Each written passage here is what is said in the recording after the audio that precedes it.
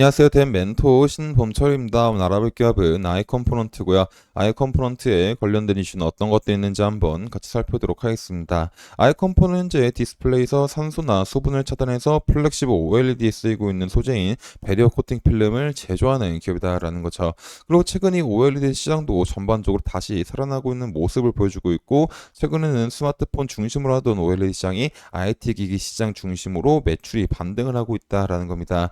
그래서 지난해까지 OLED 시장에서 스마트폰이 차지하고 있는 비중이 80%에 육박했지만, 현재 아이패드를 선두로 많은 IT 기기들이 OLED를 탑재하고 있는 모습을 보이고 있다라는 거죠.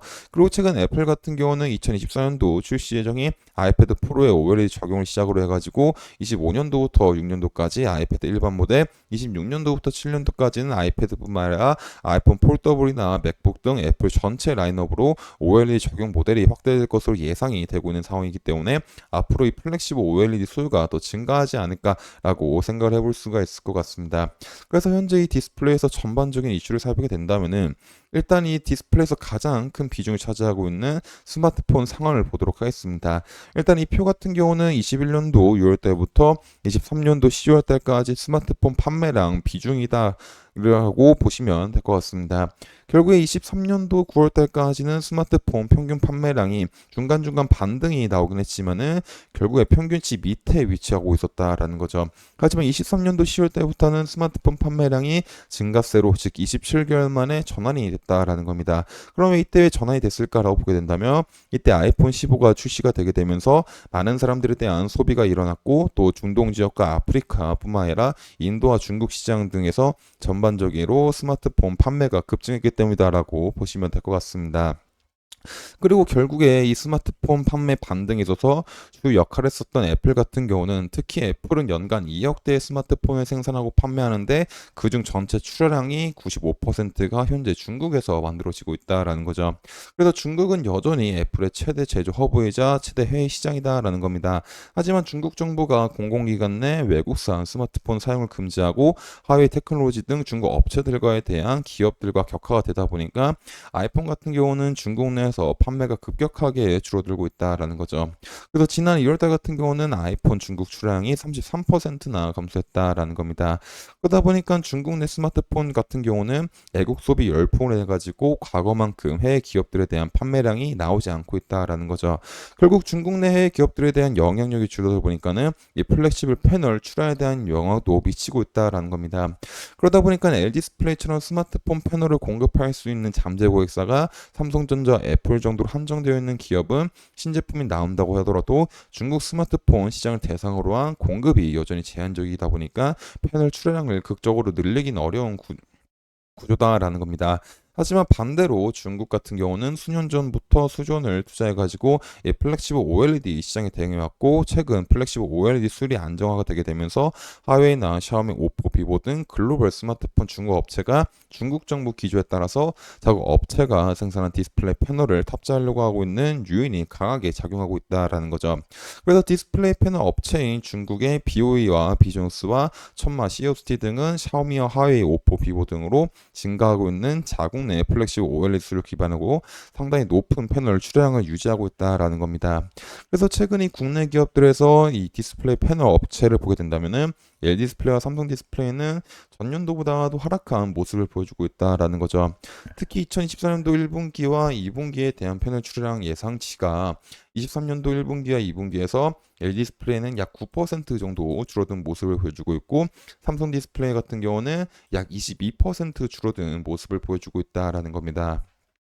하지만 그에 반해서 비교 같은 경우는 23년도 1분기에는 2,640만 대, 23년도 2분기에는 2,150만 개, 하지만 24년도 1분기에는 3,130만 개고 2분기에는 2,590만 개로 예상이 되고 있는 상황이기 때문에 전년보다도 더 증가한 모습을 보여주고 있다라는 거죠.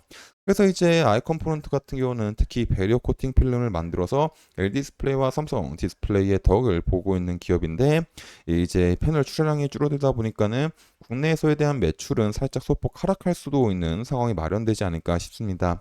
하지만 아이어 컴포넌트 같은 국내 기업에만 의존을 하고 있는 상황은 아니기 때문에, 이제 중국 쪽에 대한 영향력을 조금만 더 높이게 된다면은 이 IT OLED 시대에서 많은 패널이 출하가 되고 있는 만큼 아이 컴포넌트에 대한 매출도 상승하지 않을까라는 기대를 해볼 수가 있을 것 같습니다.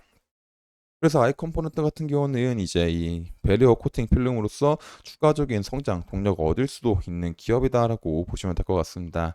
근데 이제 배리어 코팅 필름 같은 경우는 아이 컴포넌트가 이 플렉시블 OLED 부분에서만 쓰는 게 아니라 현재 태양 전지에도 적용을 하고 있다라는 거죠.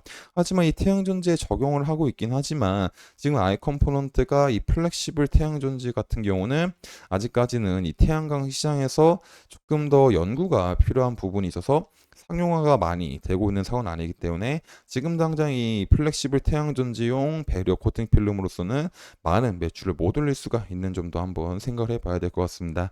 이런 부분들도 다음 영상에서 조금 더 자세하게 설명드리도록 하겠습니다.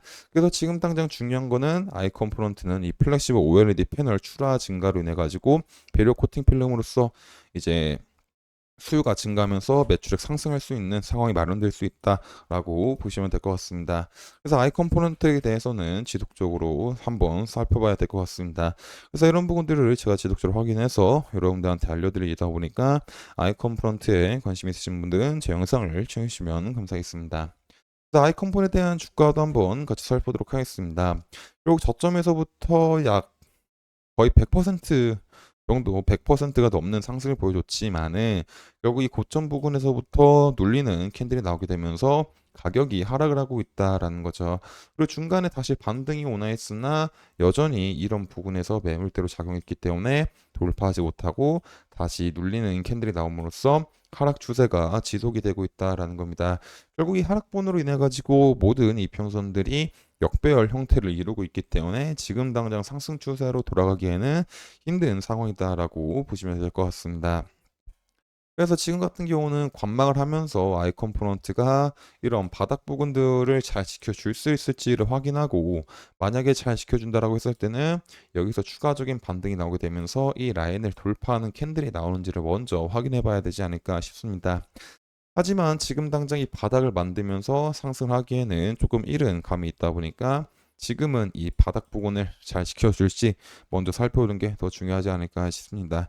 그래서 이런 부분들도 제가 지속적으로 확인을 해서 여러분들한테 알려드릴 예다 보니까 아이콘 프론트에 관심 있으신 분들은 제 영상을 시청해 주시면 감사하겠습니다. 이상 대현벤토 신범철이었습니다.